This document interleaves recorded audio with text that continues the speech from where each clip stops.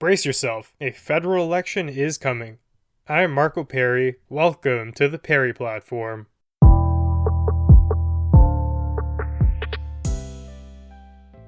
Now, this news was leaked for quite some time, so it's not really a grand surprise, but still, it is something that is noteworthy. Justin Trudeau and the federal Liberal Party are calling a snap election. They're ending this session of Parliament, and we're going to be back to the polls voting for our next federal leader. Now, I will put out one disclaimer though, before we go too deep into this.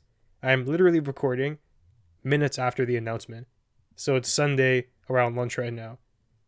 If more info comes out tomorrow that I didn't capture today, simply let me know, and I will try to make an effort to amend the comments, but I do think things will be pretty steady. So, as I mentioned, as I started recording, Justin Trudeau did visit Rideau Hall to meet with the Governor General, Mary Simon, and he did meet her at around 10 a.m. Eastern Time.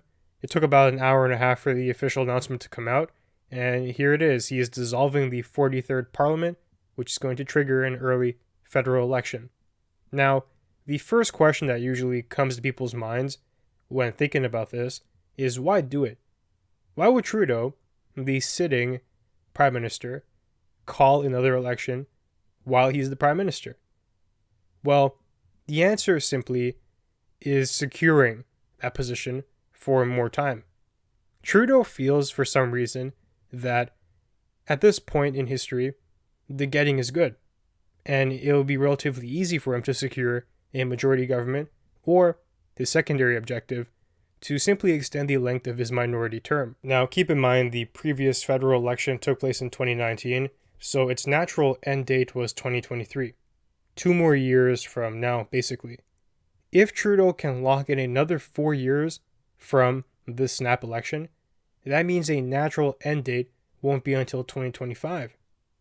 So, if he feels like, he's relatively safe in calling that election and securing those extra couple years, why wouldn't he do it? Of course, that is assuming that he doesn't end up losing, though, or in a, not as ideal situation, ending up with another minority government that can be recalled at any time. This makes sense from the Liberal perspective, as I've said, if they feel confident right now. Or if they feel like things are a bit shaky, but in the future they'll get more shaky. They're just seeing this as an opportune moment to spew this on the people. We've talked about how the Liberal Party might be confident at this point in time, but what do the polls say? The results will be slightly different depending on which one you use, but for today I'll be referring to 338 Canada's. They have the Liberal Party, and this is from August, so this month. The Liberal Party support, based on their poll, is 35.4%. The Conservative Party is right behind them at 29.7%. Now, although the Conservative Party is second place, that's a pretty considerable gap there. If I was looking at that poll as Trudeau, I would feel pretty confident about at least winning the minority government. But there is a caveat that we'll get to in a second. In third place is the NDP. Their support, 19.8%. Then in fourth is the Bloc, 6.7%. Then the Greens at 4.9%.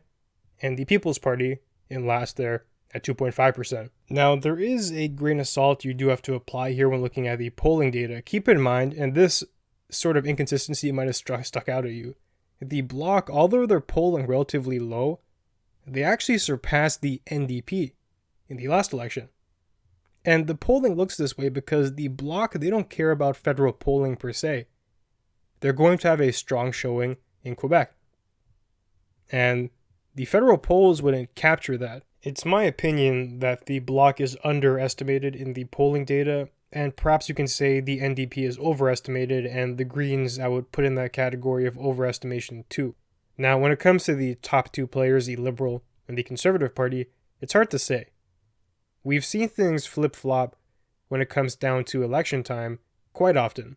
The polls just giving a general pulse of how people are feeling at a given point in history, and that pulse can change overnight. Having said that, I do still feel like the most likely situation here, looking at the numbers objectively, is the Liberal government will in fact win another minority.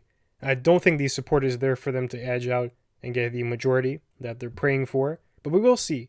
It is possible that the Conservative government has a surprise victory, an upset, and they win the minority.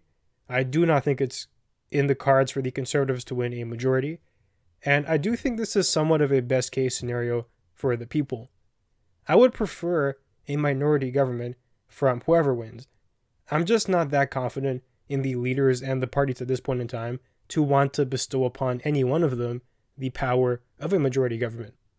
The power to ram through an agenda without having to consult and get support from some of the other parties who have a different perspective. And it does force a type of centricism. If the Liberal Party has to turn to the Conservative Party to get their motions passed, well, they'll have to meet in the middle. Now, this can backfire in some ways when the people negotiating are closer to the extreme. If the Liberal Party, for some reason, chooses to negotiate with the NDP, assuming they have enough seats to get their motions passed together, well, the centricism will bring them further left, just because of where the polls are. Not closer to the political middle, but closer to the far left. So that's one thing to think about. The best case would be, in my opinion, if the Liberal government has to turn to the Conservatives due to seat constraints to get things going. That form of collaboration and united decision-making, I think, is a good thing. Now, one thing that the polls have obviously not taken into account is the surprise election in and of itself. People might have been showing their support for the Liberal Party, assuming that they still had 2 years to play out. It might have been something like, well, I still want to see how Trudeau does, He's had some shaky moments, he's had some good ones. Let's see where he's at the end of the official term. But now that they're seeing him calling this surprise election, and you can see the opportunistic thinking, that could shift things around a little bit. The real question here is, could that topple Trudeau? Does the public interpret his action here as something that they're indifferent to, something they're happy about, or something that they don't like? Do they feel it's appropriate to host a power grab election, because that's what it is, during a pandemic, especially as a fourth wave is on the horizon? And you have to give Trudeau credit here. Think about it from a strategic lens. He knows as the cases rise, perhaps people don't want a new government taken over in the middle of that, or even zoom out in the middle of a pandemic. Why? Well, because he's been laying all the groundwork so far. For a new government to come into power, there's going to be some transition costs there, and some inefficiencies, and some rollbacks, and some new ideas and whatnot. People might feel that's too big of a risk to take at this point in time. In some sense, it's a great opportunity for Trudeau to call the election, and he knows that. Citizens could reasonably view the switching cost here as being too high. They could prefer the safe option, which has done a relatively good job at containing the pandemic in Canada. Alternatively, they could also put the spotlight on his antics. They could say, well, Trudeau clearly has an underlying motive here that isn't in line with what's best for Canada per se. They could actually look at some other things that he's done too if they zoom out from the pandemic, like the various ethics scandals that he's been caught up in. I think things can go either way here. It all comes down to how the other parties want to frame his decision. And I think there's a great opportunity here. So moving on to that line of thinking, if I was the other party, first of all, my strategy would be to avoid personal attacks except for one. And I say that because we've seen where the personal attacks go. People in Canada want some substance with your campaigning. Your campaigning can't just be Trudeau sucks. People are too smart for that. They have to know why he sucks, and you have to frame it in a way where that's the conclusion. You can't just be trying to ram it down people's throats. And this is no hard task. It's very easy to point to the various policies and actions and scandals that Trudeau's been a part of, and people will draw the conclusion that he's a bit of a goof naturally. But I did say there was one personal point that I would make. At the very beginning of campaigning, I would comment on the Liberal Party being selfish, calling an election amid a pandemic because they find it convenient for themselves and not the country. I'd put him on the spot. I'd ask him, Trudeau, why did you call this election? Your job is to look out for the best interests of the people. Give me one way this election during the pandemic is in the best interest of the people. And he would not be able to answer that. It would expose the motivations that are clearly at play here. And it's a very simple thing to do. And after I make that point, I will quickly pivot to those party fumbles and the policy mistakes and whatnot.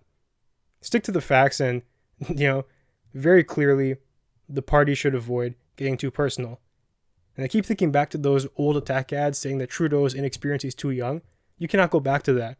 He's been the prime minister for quite some time now. He's quite experienced. So just drop the antics and get serious.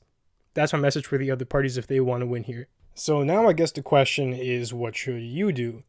I'm not really here to tell you what to do, but I can help shed some light on steps you can take to figure out, that puzzle for yourself. I don't think there is exactly a quote-unquote right answer for this election. And the reason being, the candidates are just not that strong. And I'll touch on that in a second. But further, I think you should vote your conscience. That's the best way to operate a democracy. If you run the analysis, and to you, the things that you value are better represented in candidate A versus candidate B, then cast your vote for that. In Canada, every voice deserves to be heard, and you should do that. Things like strategic voting, there is some merit to it, and that's just because of the way the system is set up. For example, if you're a real believer in the People's Party of Canada, but you know there's no chance in hell they're winning this election, why vote for them as your first choice when you know the vote isn't going to do much, but you could better increase the odds of your second choice winning? Maybe that's the Conservative Party. And you're faced with that dilemma just because of the first past the post system that Trudeau, once again, another broken promise, he said he was going to change it, but he never did. Why? Because it benefits him. He's the beneficiary of it. The NDP has a decent amount of support. They usually are polling as the third most popular option in Canada. But many of those voters, they end up leaving that because they know there's no chance the NDP will win, and they're doing that same calculus there. They're saying, well, I'd rather have my vote count for something real, and therefore I'll go for my second choice, which typically ends up being the Liberal Party. If Trudeau changed the system in a way where people were able to actually vote their conscience without suffering these consequences, the Liberal Party stands to lose a lot, arguably the most. So while those promises sounded pretty when he was campaigning that first time around, the first time he won, reality dawned on him quite quickly, and he changed the script on that. Or maybe that was part of the campaign and he knew he would never do it from the get-go. Who knows? I do think every party has some baggage, but you could be charitable and find a redeeming quality for all of them as well, and maybe that redeeming quality is what resonates with you. Now, moving on to what I alluded to before, and I have talked about this throughout the podcast actually, when I was talking about why I prefer a minority government, the candidates are just not there. They don't inspire me with enough confidence to want them to be calling all the shots for 4 years as a majority leader. Trudeau? Definitely not. He's a fool, he's a liar, and he's an ethical ticking time bomb. He puts on a good show, for sure. But when you get down to analyzing his actual track record, there are a lot of question marks there.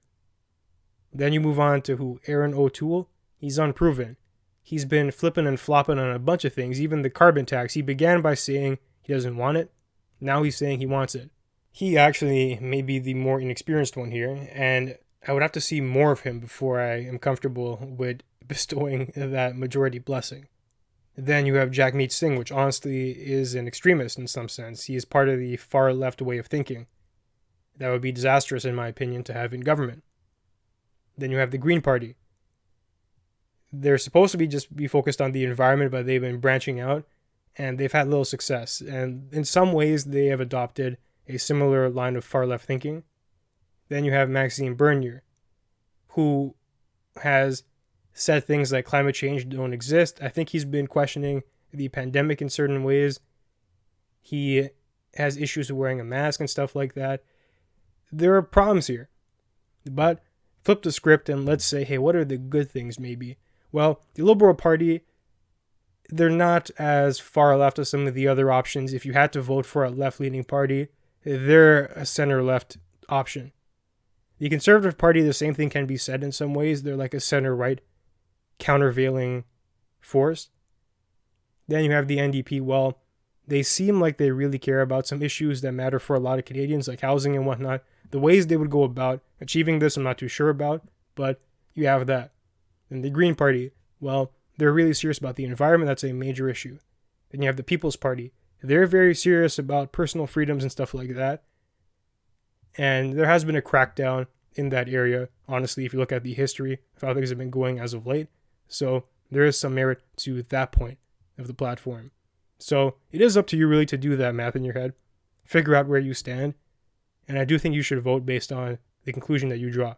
Now, one thing's for sure, things are going to get quite interesting around here, and I do look forward to seeing how things play out. And with that, it does bring us to the end of our conversation for today. If you enjoy the content, be sure to leave a review and share to help us grow. And you can find me online at perryplatform.org and on social media at perryplatform. Thanks for joining me, and I'll see you soon.